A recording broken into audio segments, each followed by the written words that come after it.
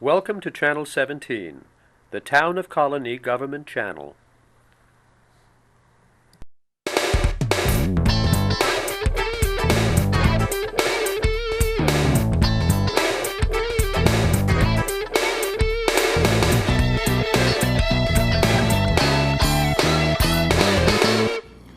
Hi, I'm Steve Heider, Chief of the Colonie Police Department. Today marks what we consider to be the first of many episodes dealing with the inner workings of the department. Not only the types of crimes we deal with, but also the personnel that make up the department in how we go about trying to make you safe in not only your home, but in your travels and in your entire environment around you. You know, our town is at the crossroads of the Capital District. While we have not as many violent crimes as some of the cities around us, we still handle nearly 80,000 calls per year. Of them, we could be one day opening the car door of a locked vehicle, and the next day we could be assisting the victim of a very serious crime. Today, what we want to talk about is white-collar crime.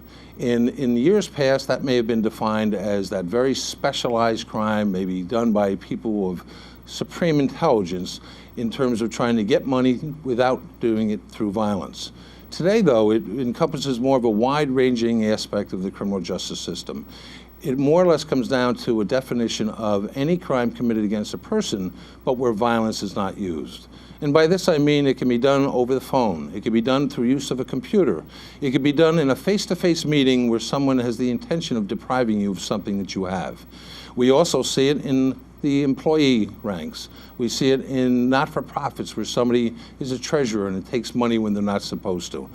Our smallest victims could be the pocket change garnered at a lottery drawing at a Pop Warner game, where our larger victims can be as high as in the millions of dollars. To date, the largest case of white-collar crime that we've handled was a $3.5 million embezzlement of a local school authority. In history, these crimes have often taken second place, so to speak, to violent crime within the criminal justice system.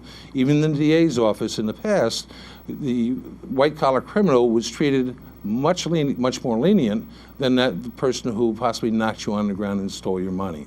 So today we're looking at it far differently. It's a wide, encompassing range of crimes, and we are attacking it the best we can.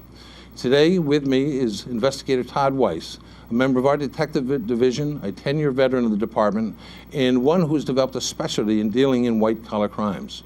Todd, welcome. Hi. It's a pleasure to be here. Todd, why don't you just take a few minutes and talk to me about how you came to be in the police department, what your personal history is, so to speak, because a big part of what we're trying to do here is introduce the community to our department and to the personnel to make it up. Okay.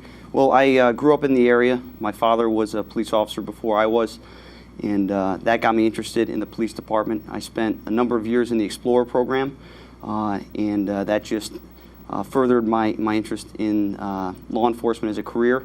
I had thought that maybe I wanted to join the FBI, so when I went to college, I majored in accounting, because that is one of the big areas that they focus on, specifically with white-collar crime.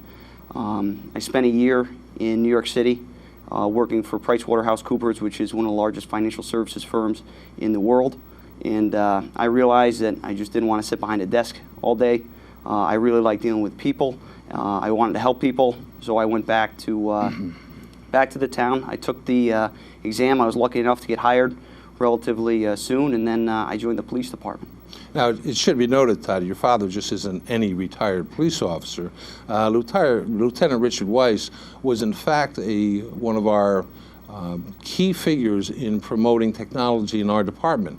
You know, when we look at our record management system today, which encompasses almost everything we do within the department, your father had a hand in designing that and making sure that we rose to the occasion in the 20th century and moved much quicker in terms of technology than other departments around us. So let's give him his due credit. Absolutely. When you talk about your accounting career, and how does that now play into what you're doing now within the department?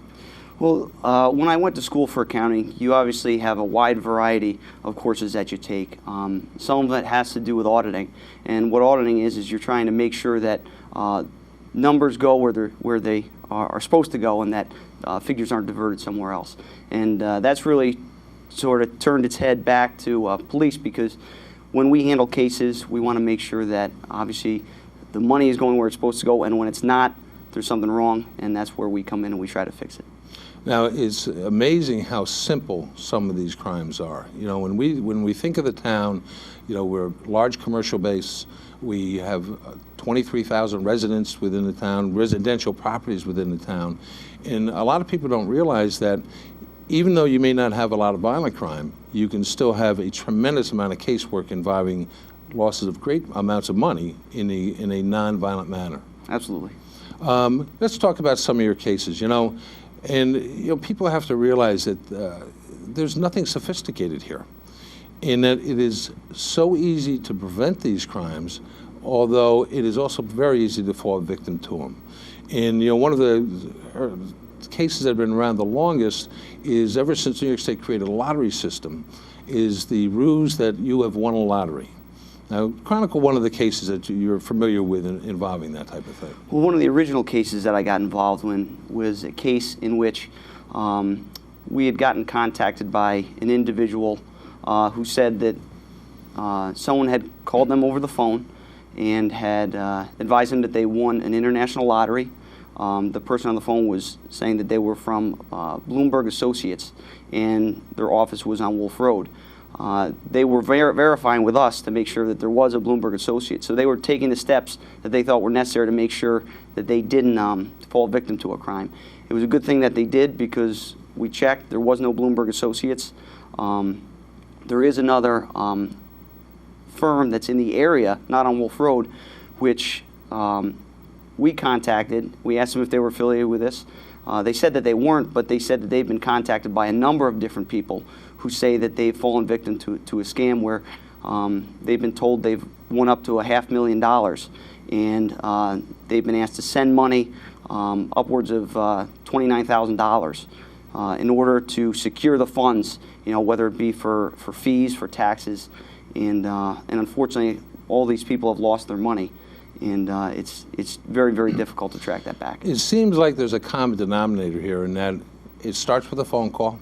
It starts with some kind of approach from another individual. And what people do have to understand is that you're not dealing with people that are going to sound terrible on the phone. Many of these phone calls, I know, are placed from phone banks in Canada, South America, in that there's actual scripts that the criminal will follow to almost answer your every doubting question. They'll have an answer for it. But one of the common denominators, it's the initial phone call, it's the setup conversation, but there's always that request for money. Yes. And now, in your experience, have you ever heard of a legitimate lottery, ever calling a person, asking them to send them money? No, I've never heard of that. And in addition to what you were saying before, these people are salesmen. They are trained in what they do, and they're very, very convincing. And they can turn the biggest skeptic into someone that's sending them money and waiting for the prize patrol to come and greet them at their door. Well, it goes back to where if it sounds too good to be true, it's probably not true.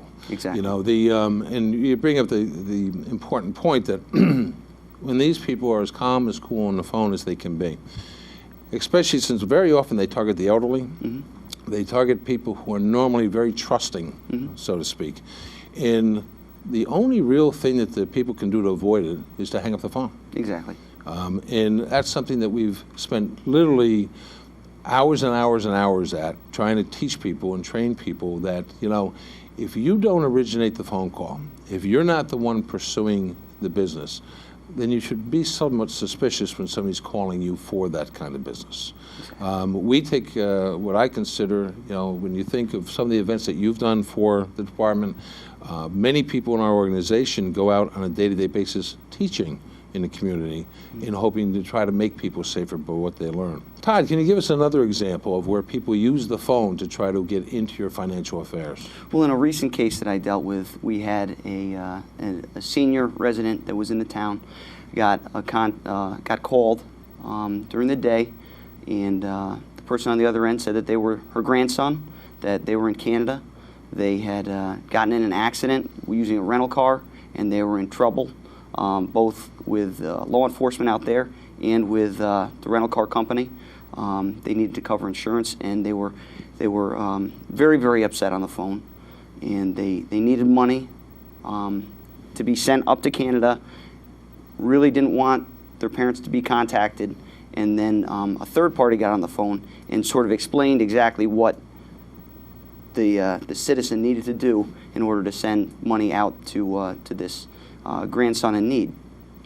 What ended up happening is, over the course of about 3 or 4 days, she ended up sending almost $20,000 out to Canada.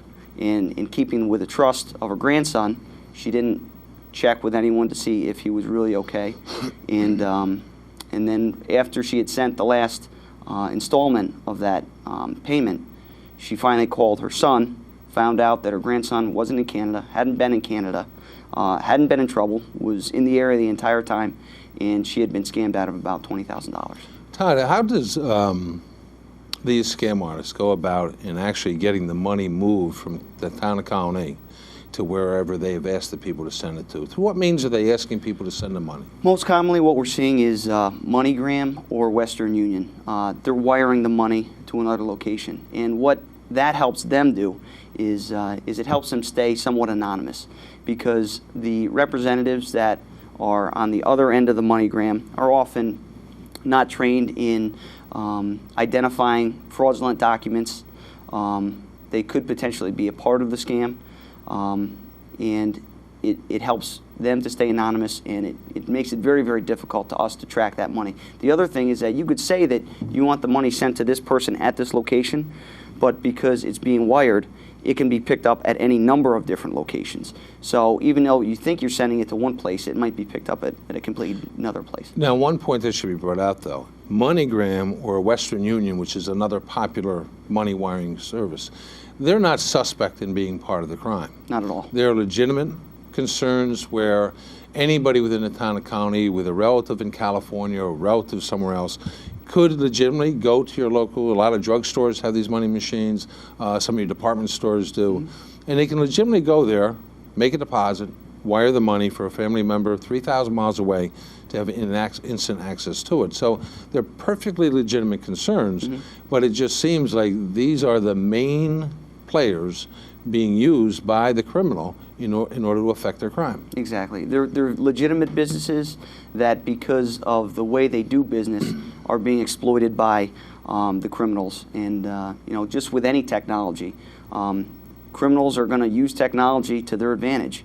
And it's going to take a little bit of time for law enforcement to catch up to them. Well, that actually brings up an important point, because even the laws sometimes are slow to catch up. Exactly. In many of the larceny laws, when people started using computers and people started making purchases with credit cards or debit cards, the illicit use of those on a computer sometimes were not covered, because under the old laws you actually had to have a signed receipt, and you had to do a lot of things within a person-to-person type relationship. But today, with the amount of mail order business we do, there's an awful lot of fraud occurring by people using your identification per se, and it's very hard to track down the line. Exactly. But one point should be made too, though, is that with this type of thing where she was asked to send money, typically, most merchants today don't deal with MoneyGram or Western Union. And I think what the residents of the town and people need to know that are watching the show is that if somebody has called you at your home, solicited something from you, and it should almost be like a little alarm going off that if they ask for payment by a firm like MoneyGram or Western Union, you should almost instantly become suspicious. Exactly, because it's very, very difficult to track. Once it's out of your hands, there's a good chance if you're a victim of a crime, you're not going to get it back. Yeah, and I think that's an important point to make, that very often, and we're one of the few departments who will actually take on some of these cases. And I know we handled one case that involved, I think, stolen credit card use, where we were actually able to contact the police department in Texas. And if you could go into that one a little bit. Well, what happened is we had one of our residents using PayPal, which is, again, a very legitimate service. She was making purchases online, and that's what we recommend you use. You use an independent third party, so that when you send money, it's going to tell someone else to release whatever merchandise you did purchase. She was doing that, but what happened is one of her family members got an email which they responded to, and it happened to be requesting account information and passwords for her PayPal account. It looked like it was from PayPal. It's what we refer to as a phishing scam. And what happened is when this individual input that information, it sent that information to the criminal, and that criminal was able to take over this, our resident's PayPal account, which gave them access to her debit card, which was linked to the PayPal account, and then they changed the PayPal account to a commercial account, made numerous purchases in a very short amount of time, and what happened is, obviously, she found out because she looked online, saw that there was all these purchases made on her bank account she hadn't made. It appeared to be online purchases. She contacted PayPal. Originally, they didn't even believe that she was the owner of the account because she couldn't answer any of the security questions because the person had changed all the security answers when they got her personal information. Once she got through with that, obviously, they advised her to contact the police department. That's when it fell into my lap, and then we started following up with where the purchases were made. Once we found out where those purchases were made, they had a common shipping address. We were very lucky. We contacted a law enforcement agency out in Texas, and they were able to actually make a controlled delivery with one of the shipments that hadn't been made yet. And as a result of that controlled shipment, they seized just about $100,000 worth of property, which had been purchased using stolen credit cards from all over the country. But we should say, though, that our success in that case is actually rare. Very, very rare. Because many times, while we may take the case of one of our victims in our town, it's sometimes hard to get another police department to go along. And it's not that they don't wish to, it's just that these things are very complicated, very involved. The information is very scarce, and let's face it, other police departments have a lot of things going on too. Exactly. And very often with the victim being 3,000 miles away, they may be reluctant to get involved. Mm-hmm. You brought up a couple points though, when you're talking about credit card fraud and stuff like that. Is there suggested things that you should do if you're buying things over the internet? Should you use a credit card? Should you use a debit card? What should you be doing with these type of things? My recommendation would be if you are going to make any purchases online, you should be very, very careful and use a credit card instead of a debit card. The reason is because when you make a purchase with a debit card, it's going to take that money out of your account, and you're not going to have access to that money. Even if you protest it and you are going to be refunded by your bank for a fraudulent purchase, that's going to take a significant amount of time. And people work hard for their money. Money doesn't grow on trees. You need that money in your account. That's why you have it there. My recommendation would be use credit cards. If you do notice a fraudulent purchase on it, you can protest it. Maybe you'll be out that amount of credit that you would have had in your line of credit, but you won't be out the physical money, and usually you're not going to be held responsible for those purchases. People should realize, too, there are less protections on a debit card in the amount of time you have to report and how much you may be responsible for. Credit card companies are very good at taking care of their customers. In other words, when you talk about that fraudulent purchase, it's pretty easy to protest it. It's pretty easy for them to quickly turn around that credit. But in the debit world, from what I've understood from bankers, if you don't report it very quickly, your exposure rises very quickly also to it. And as you said, you're actually at the real cash because your money is frozen at that point. Exactly. The other thing, though, too, when we're looking at this phishing thing, so to speak, try to explain exactly what that is for people. Well, what phishing is it's trying to get you to give personal identifying information, whether it be account numbers, account passwords, any personal information, social security numbers, is trying to get that out of you. So it's literally, they're throwing a hook out there and they're waiting for you to bite onto it. They'll take that information, and then down the road, it might not be immediately, it might not be in the next week, in the next month, it might be a year from now. They could use that information that they got in an identity theft scheme or to make purchases without your authorization. Now, just to set the record straight, though, phishing involves the computer. Usually, yes. And what people have to realize is that, when they're on their computer, their information is going all over the net, so to speak. And as many firewalls as you may have, as much scam protection as you may have within your computer system, even in our system, in the town's computerized system, which is a lot of protection, we still get that even on our own personal email. And what people have to understand is when people do this, their website will look very official. Yes. I probably get 2 or 3 requests from different banks a week asking me to verify my information. Now, I know it's wrong because I don't even have accounts for those banks. But you can just imagine how unsuspecting people who possibly do banking over the computer would fall victim to clicking on that site.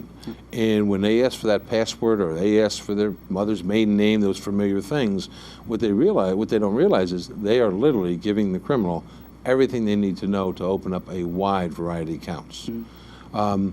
When we talk about purchasing, again, to go back to that, how does a buyer know that they're going to get whatever they ordered over the internet? Well, 9 times out of 10, the purchases that are made on the internet are going to be legitimate. The best thing to do, like I said, is use an independent third party that will verify that when you make a payment, it will be sent. A lot of the online marketplaces, such as eBay, will have rankings that different sellers will be ranked at, saying that they've had good success with that. You shouldn't always use that because people can always, just pretend that they've made purchases and help their friends out achieve a higher ranking on that. But usually, purchasing online is a secure way to do it. Just use an independent third party, someone that you trust, and make sure that you're going to them. It's not them soliciting you or someone pointing you to a third party company to make a payment. Do people have any recourse? A lot. Again, it's a case where it's very, very difficult to get your money back once you've sent it. We have had very, very limited success. The best thing for you to do is to obviously contact whatever company it is that you used, whether it be MoneyGram, Western Union, your credit card company, your bank account.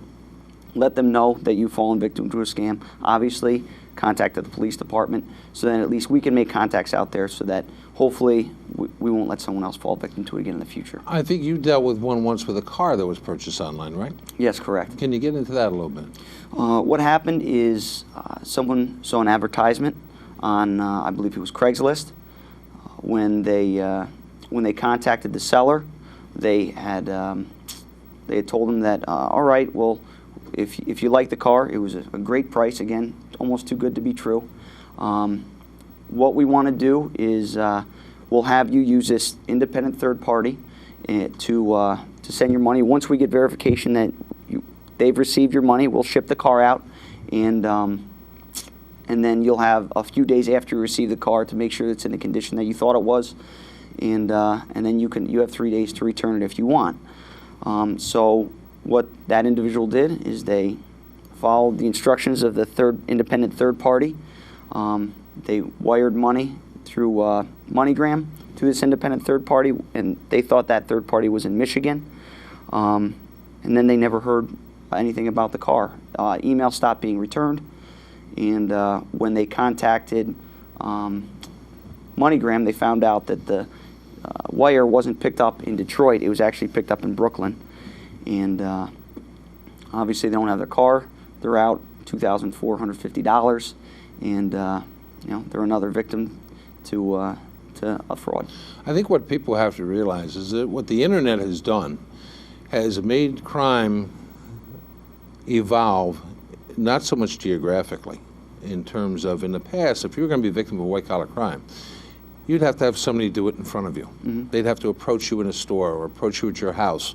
And what people don't realize now that we have such a dependence on the internet, with mail-in type money orders, with doing an awful lot of mail order type business, people don't have to be in the town of Colonie to commit the crime. I know, in fact, that a lot of this comes out of South America. It comes out of Canada. All throughout the country, people can be preying on people within the town of Colonie. Exactly. So it truly is a buyer beware. Exactly. And as much as people, eBay, I know eBay cooperates very well with police agencies. They have a very aggressive enforcement task force, so to speak, within their unit. But unfortunately, what people need to come to understand is that that's only after the fact. while they do the best that they can to protect their customers during the transaction, in actuality, the only time that they can really help people is after they've already lost the money. Exactly. And that's always the gamble. Let's switch gears a little bit. Identity theft. Do we see it? How much do we see it? What experience have you had in identity theft? Identity theft has been growing in leaps and bounds ever since I become an investigator, and even before that. You're seeing this every single day. We're getting a new report of somebody losing their identity. And again, it's another crime that a lot of times we're not going to have a lot of success with.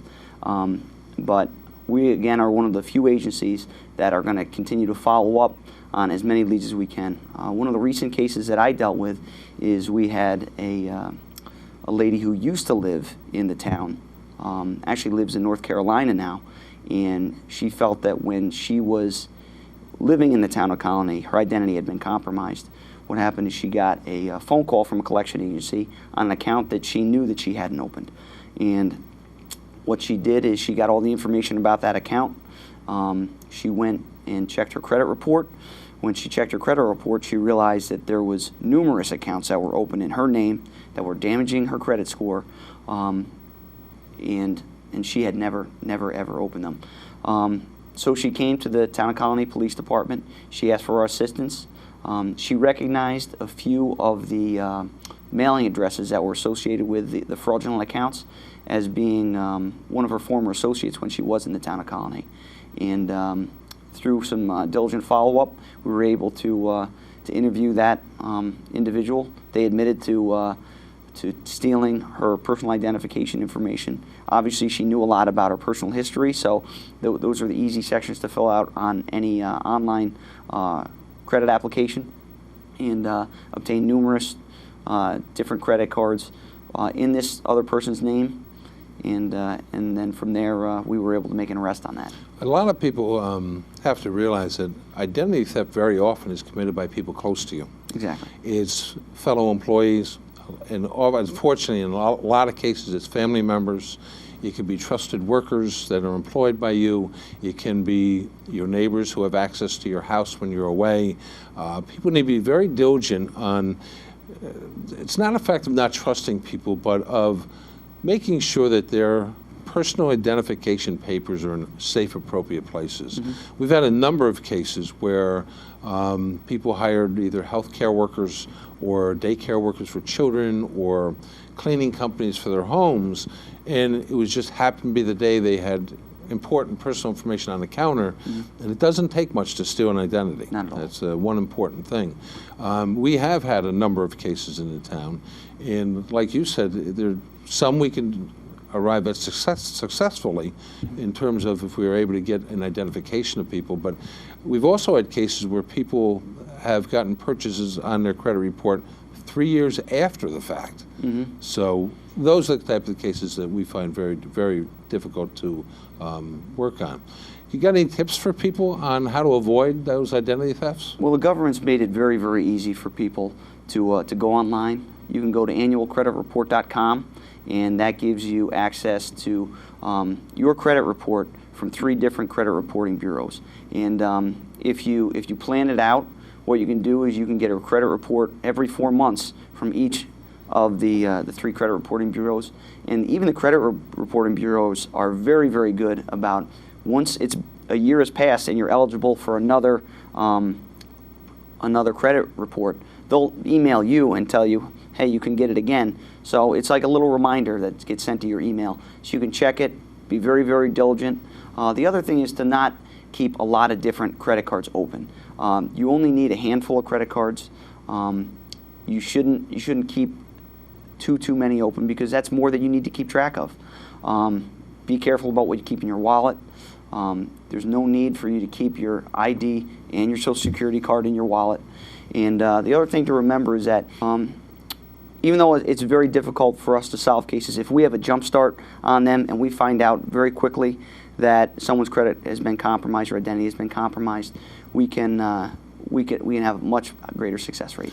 And I think that brings a very valuable point to conclude, is that as Todd says, we can't investigate unless we know that the crime occurred. It's very important that if you feel that your identity has been compromised, if you feel that you've been a victim of fraud, it's not an embarrassment. It's nothing that you need to be ashamed of. Regardless of who you are, regardless of how much you might have lost, please report it to the police department, whether it be our police department or another area agency if you're from another town. But there's no way of us to adequately track these crimes or to investigate them without knowing about them first. We want to thank you for watching the show today, and we welcome you to join us again when we look further into the Colonie Police Department. Thank you.